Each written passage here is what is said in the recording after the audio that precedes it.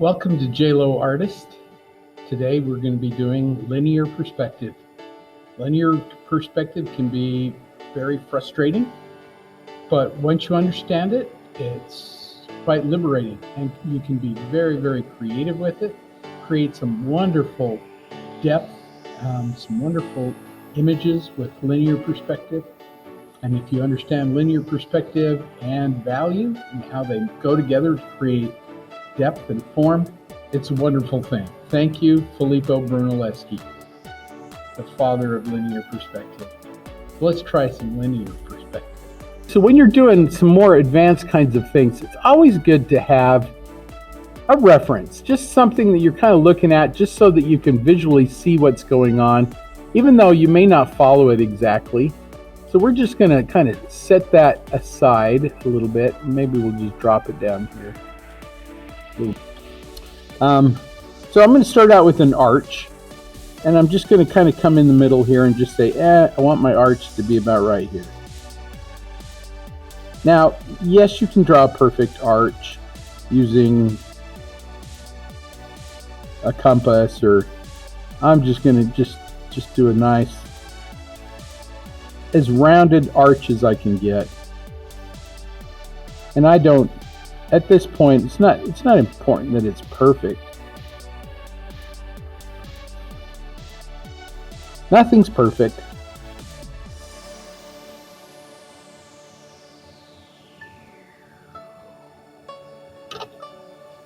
So that represents that little arch in the back wall. And somewhere in that arch, you want to pick yourself a vanishing point. And if you want to do it kind of like your scrap, you're going to do it about a third of the way down through your arch and about a third of the way over. So about right in there is going to be my vanishing point. And then I'm going to mark out some things that I want to do. So the little capitals, these little parts of where your arches kind of come together at the top of your column, little capitals are about right up in here somewhere. So I'm going to just go ahead and put a little capital there, and on the other side I'm going to put a little capital there. And just to mark it out and say this is where it goes.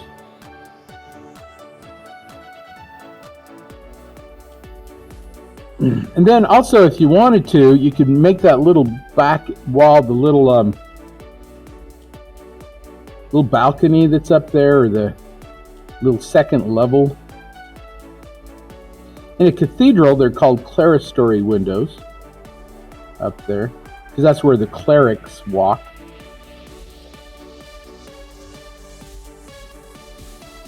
So now all we got to do is go from our vanishing point through each of those edges. So through this edge, I'm going to come straight up. To this edge, I'm going to come straight up. And if you want to know where your arches go, you can come over from your arch and just make a little mark right there, and a little mark right there. So I've just marked, this is the top of my arch. I'm just going to mark it there, so now I can figure out where the top of all these other arches are going to go if it's the same height as this arch. So I can go from my vanishing point through that, just a nice light line, because it's all that is going to do is just tell us where our arch goes. Same thing over here.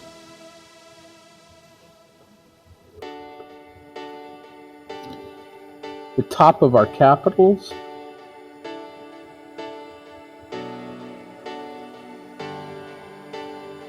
Both sides.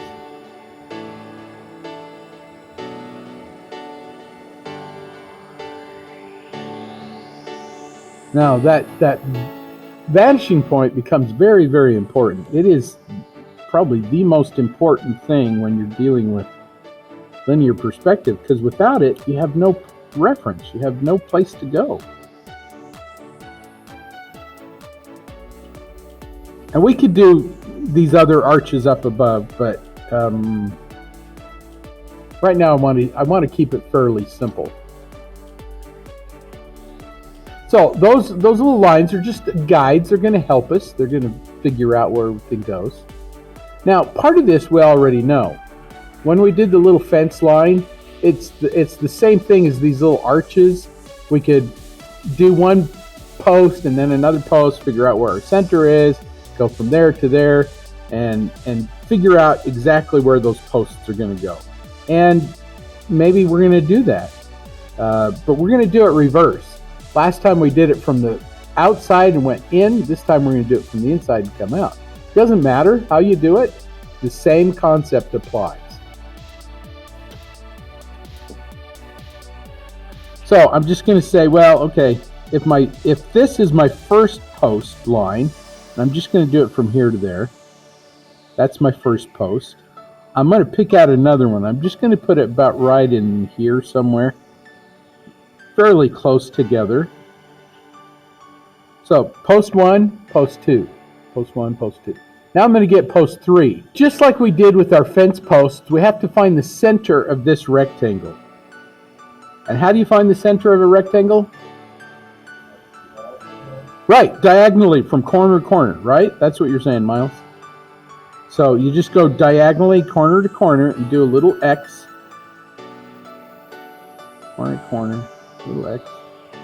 So there's our center. We go from our vanishing point through the center and very lightly draw a line. That just tells us where the center of everything is. And again, a lot of this stuff gets erased. So then we go from the bottom of our first line, this line right here, the bottom of that line, through the center of our second line, and where it hits up here, that tells us where to put our next post. So we're just going to drop that straight down, try to be as parallel as you can. If you have those nice grafting rulers, it's easy to become parallel because you line up everything. Then you go from the bottom of this one through the center of this one. You're going to find they get big all of a sudden.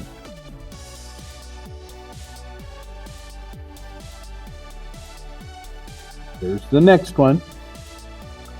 And you do it again from the bottom of this one through the center of the one we just drew. There's the next one. Now the next one is going to be off the page. It's going to be so big that we'll never be able to see it. And you can see that happening with our arches here. You know, this last arch is so huge that it goes way off the page. You never see it. Now you think, well, my arches are not that thin. They're not paper thin. They're not just a thin line. There's some thickness to it. And you can say, well, I want it to be about that thick. That's about right here. So if this was the thickness of my arch here, my column,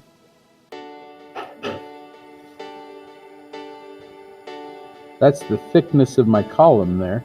And if that's as thick as I want it, then I'm just gonna shade this in. You don't have to shade it in, but I just want you to see what's going on with it. This is my column. I'm just going to shade in that back side just a little bit, just so it helps you to see that column a little bit more. All the columns are going to be that thick. And so you can tell how thick they are by just going, if this is the front side and this is the back side, all you got to do is go to your vanishing point, and that'll tell you how thick those other columns are going to be. You can just make like a little mark there just to tell you where they are, how thick those are. Just come straight out, make a little mark there. So then this column is going to be that thick. And just do a little, if they're rounded, you do a little arch.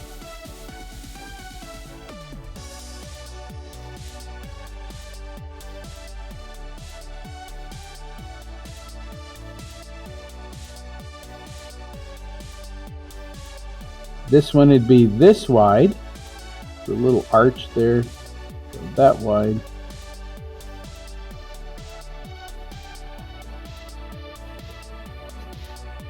This one would be that wide.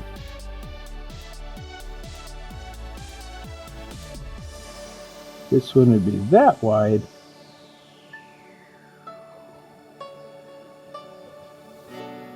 Now I'm gonna get rid of some of these other lines, get rid of that X.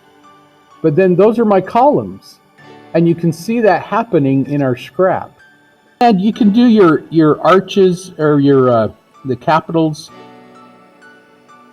there that support your arch. You can do that too if you wanted to. You figure out how big they're going to be by just going by this first little one that we drew there.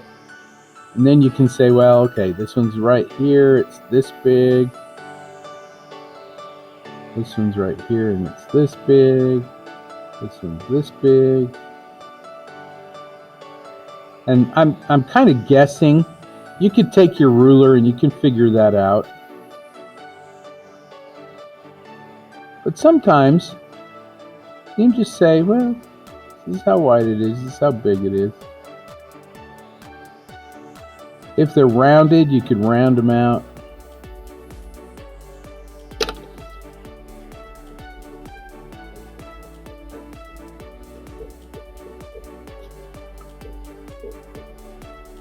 So those are called capitals, by the way. Capital is the very top of your arch, or the top of your column.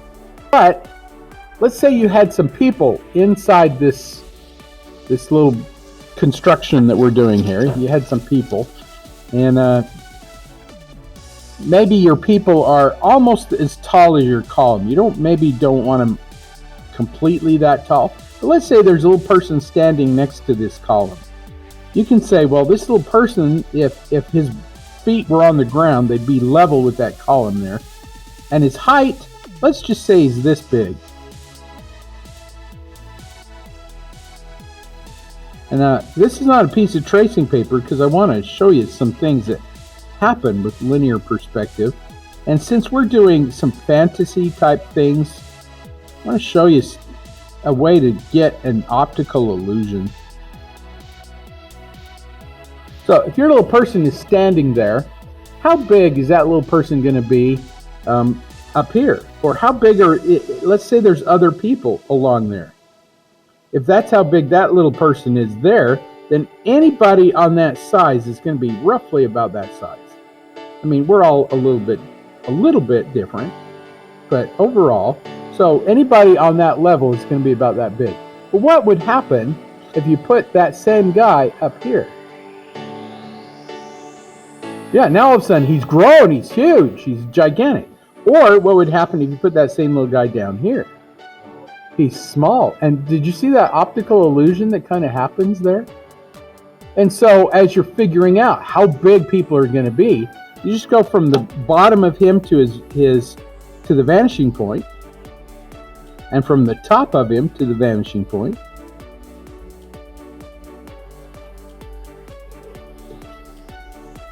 And anybody that's going to be in that room, you can say, well, this little guy is going to be this big. And you can go from his head and his hands and his hips and everything and just figure out how big they're going to be. But I'm just going to delineate this little person down here. This is where his legs would be.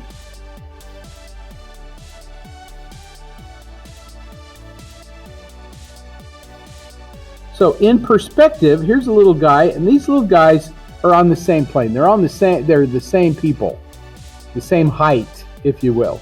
And anything along that edge, you can figure out how tall they're going to be by the use of that vanishing point. And again, same thing's going to happen with that little guy. You move him up here, he gets proportionately as big as the other guy does.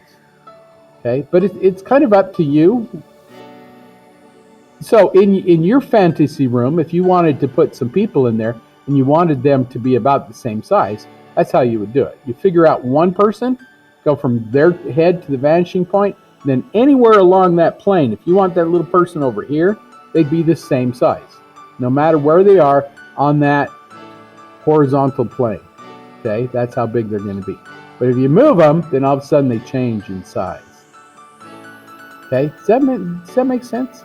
So it's the same thing that we did with the columns, but now we can do that with the people. And if you wanted to say, well, I want columns on this side and I want them to be exactly like this, you can do the same thing, except we don't have to work it all out. We can just go straight over and say, well, there's another column straight on this other side.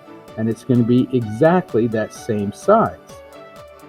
And you can figure out where all those other columns are going to be by the same mode, the same technique, and just come straight over with your ruler, make a little mark, and that'll tell you where those arches on the other side are going to be.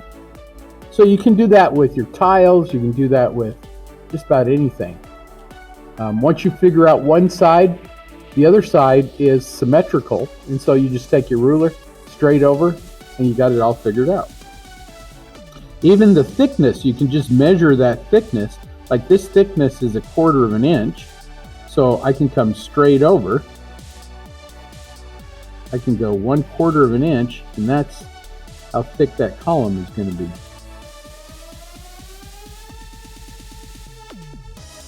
Over there, arch that a little bit. There's my column on that side.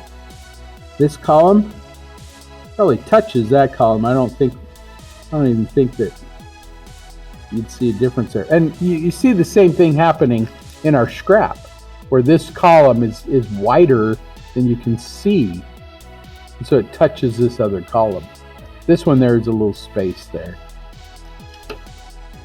Does that make sense? So again, if you wanted something on the other side and it's symmetrical, you just carry it over.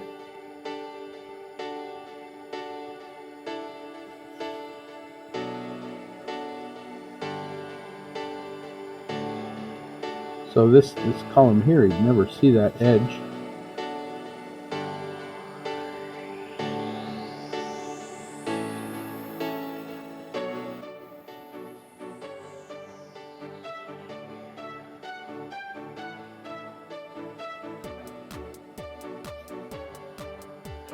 And again, this is a little more simplistic, but I'm trying to keep it simple for you. So now you've got the same thing going on the other side, but because our vanishing point is closer to it, you don't see all the arches. I mean, they're not as pronounced as this other side because you're looking into it. Okay, hopefully that's making sense to you. But this one, had already figured out our center. I can see where I erased it. I can come straight up and say, that's where the center of my arch goes there. And since I kind of know where these are, I can figure that out. There's my center. I can go straight up from there and make a little mark. And I'm just going from outside edge to outside edge where it crosses that center. That tells me where my center of my arch is, the center of my space.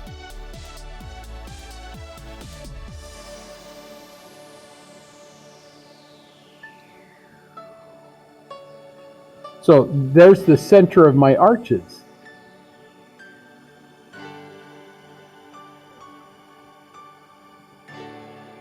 Now all I need to do is arch it.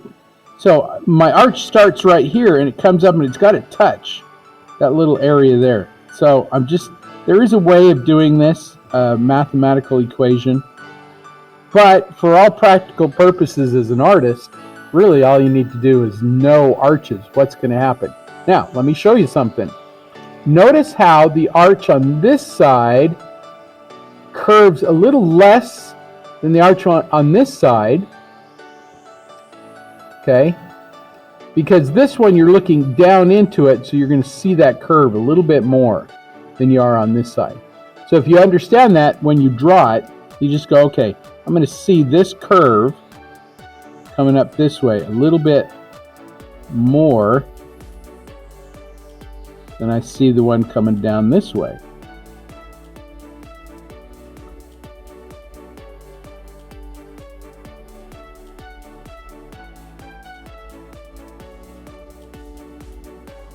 And you can leave yourself a little bit of space there too if you want to.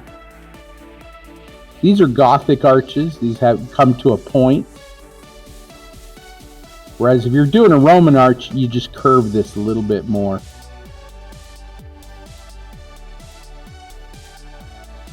Now, it was the Romans that came up with the arch.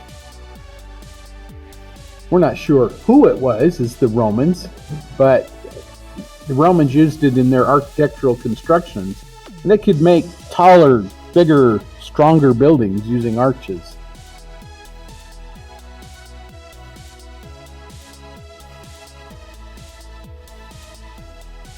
It's just a little arch, just a little arc until it touches that.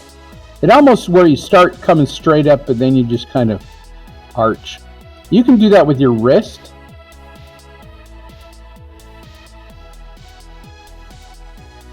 And the closer you get to yourself, the more you're going to curve right there. And then come down. Now, if you're looking into the arches, just like we do our windows, you've got to have a ledge there, but your front edge and your back edge have to curve. They have to curve together, and then that'll come up and touch right there, and then you're done. A little shading if you wanted to. That kind of helps the illusion of depth come into it. So any of these, front edge, back edge. Your front edge is curved, your back edge does the exact same thing, then it connects on.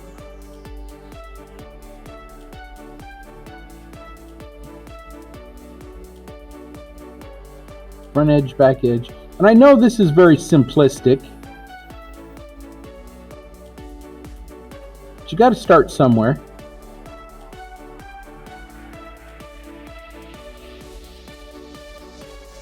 This one, I have no idea where my center is there. I suppose if I went, let's see, from the top of this one through the center, which is right there, it would connect right up off my page here. So it's probably about right in there is where my other column would end up. So my center would be very similar to about right in there. So I might have a little archway right there. I'm just guessing. This is an educated guess, but somewhere in there is where that would end up. And then this would come down like this, curve up.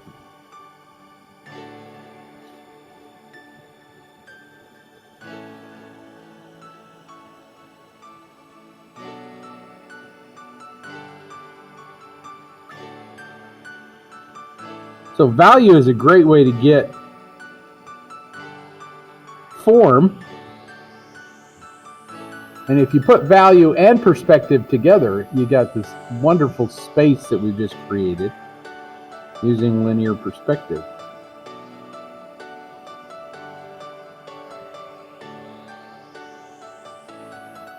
So that's one way to do arches.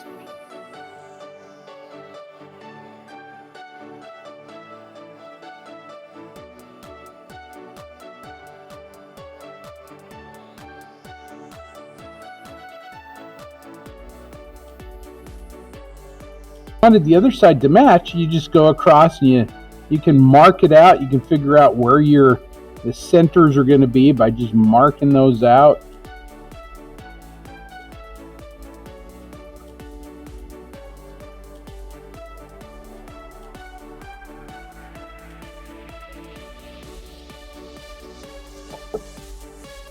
And drawing exactly what we did over here, over there. Okay. The same kind of a thing. On your bottom edge, whatever your bottom edge of your room is, and we're just going to use this bottom edge of this arch that we've got in there, you got to have equal measurements. Equal measurements. So for my equal measurements here, I'm just going to use 1/4 inch. You could do 1/2 inch, or that would be very big. But for this, I'm just going to do 1/4 inch. So there's 1/4 inch, quarter. I'm just going to make little marks. They just all have to be even. As even as you can get them. Keep it simple. Then I'm just going to go from my vanishing point through those little marks that I made and draw my line out. You can rotate your ruler around your vanishing point Sometimes I'll put my pencil there so that I can rotate my ruler around it a little easier.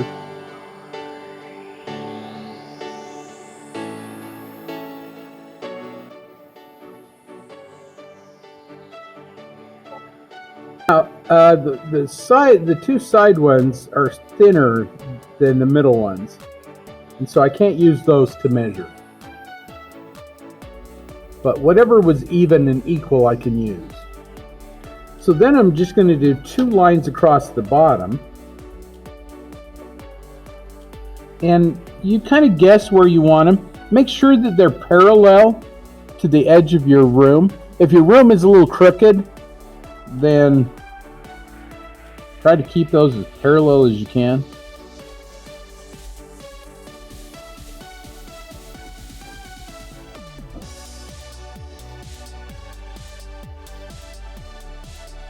And you just kind of up your second line wherever you feel like it works. And for me, I feel like that would make them more square than rectangular, even though they might be a little bit rectangular. But that's I want them to look more square than rectangular. So you've got your first 2 lines, and then you're going to use these other lines to help you by going diagonally, and you can go from one side or the other, it does not matter. I'm just going to go from this side, and again, I can't use this side one because it's not thick enough. It's not an equal measurement as the others are. I'm just going to go from side to side, and wherever these cross this other line, you can make a mark. Now I drew a line just so you can see what I was doing, but normally I would just make a little mark because I don't want to erase that line. But now where it crosses these other lines, that tells you where to put your next parallel line. So I'm just going to come up here.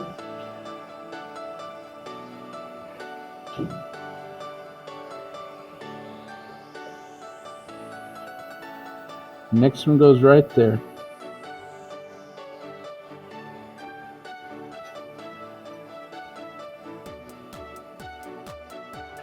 Next one's right there.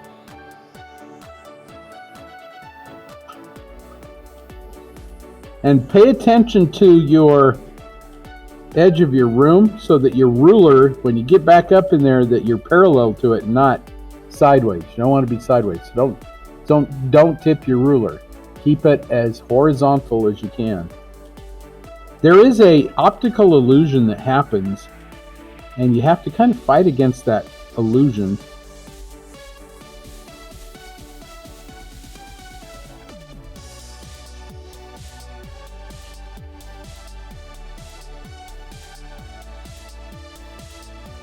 Now I can't do that last line because it wasn't one of those that was the same. So I've got to leave that last line off. So what do you do when you get this far and you think, well, I still have all that space left?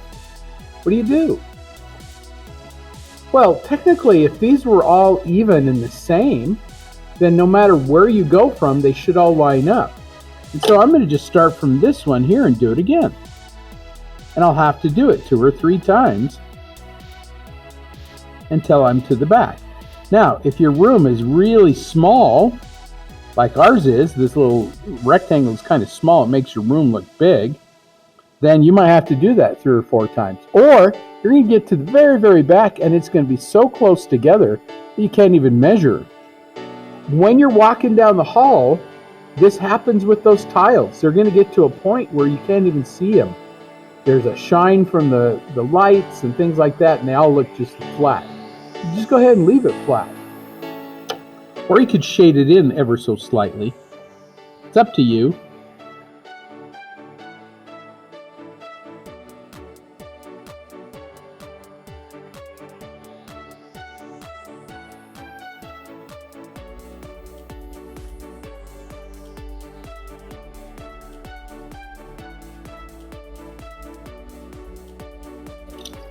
Okay, so I got to the point where my pencil was off because of the thickness of the lead where my ruler was, and so I'm just gonna draw little lines, and then you can even do a little shading in there. You take your pencil and just either shade it like this, because they're so close together that you can't see them, or you just kind of leave it out.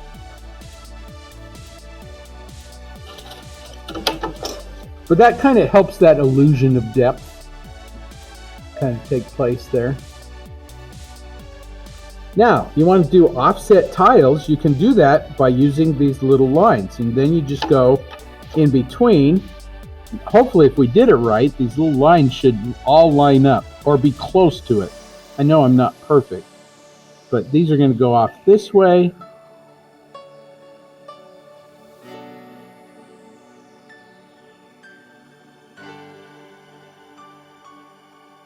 But if these lines will converge eventually to a little spot, probably about right out there somewhere, they'll all converge. Well, the same thing's going to happen on the other side. You should be able to line those up as well. Each one of those, just ever so slightly. Again, I'm off a little bit. That happens.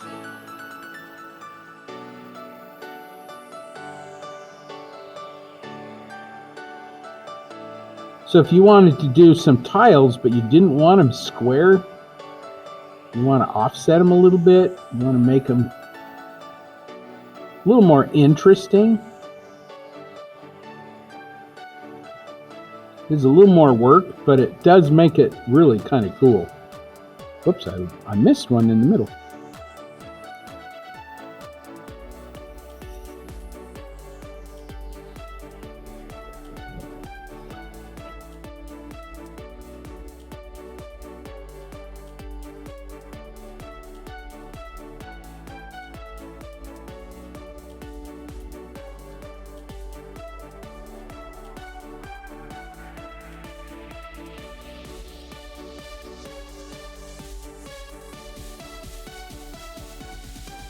But as beginning art students, the important thing is just to understand what's going on with it. From here, once you understand that, then you can start creating all sorts of things. And some of it just straight out of your head. You can say, well, I know where my vanishing point is. Let's say Santa's sleigh is coming in here. And Santa's sleigh is going to look kind of like this. And there's my vanishing point. You know, I'm not even using my ruler. I'm just figuring out. I know where that vanishing point is. I can figure this out.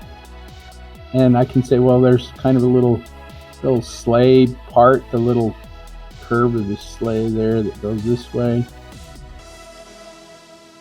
You know, there's the rungs of his sleigh, and maybe it kind of comes down, it curves up there. And it comes over, maybe it kind of curves around there. But basically what I'm doing here is just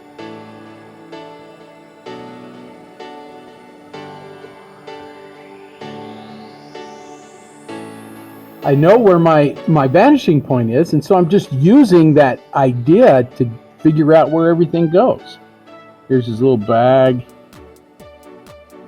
Maybe you see just the top of him there because he's kind of leaning over. Here's his little hat. You know, and you're looking up into him, and so all you're going to see is the big bushy beard and maybe a little eye and a nose. Maybe his little hands are over here because they're holding the reins of, you know, and here's a little reindeer right here. And how big is that little reindeer? Well, you can figure it out just like we did with our little person here. You draw one reindeer and go from your vanishing point and say, well, these other reindeer are going to be that big. They're going to be that much bigger as they come out. Everything gets bigger as it comes towards you. There's tons of things that you can do. Once you understand that vanishing point, where everything goes to it, but what you can do from there is super creative. You can create some great spaces. Again, keep it simple. Not everything is going to line up. I mean, things are going to fly all over, but just use that one vanishing point. Keep it simple for now. And then later on, maybe you want to try a different vanishing point and have something offset, or, you know, something that's not exactly straight on with your eye. Again, it's nice to have references. So if you look through and think, I want to do that, I want to do that Gothic arch, or I want to do some bookshelves, or I want to do something like that, find some references just as ideas of where things go, and then use your linear perspective and your knowledge of that to create that wonderful space. Thanks for drawing with me today. Hope you have a wonderful day. Remember that art makes life better.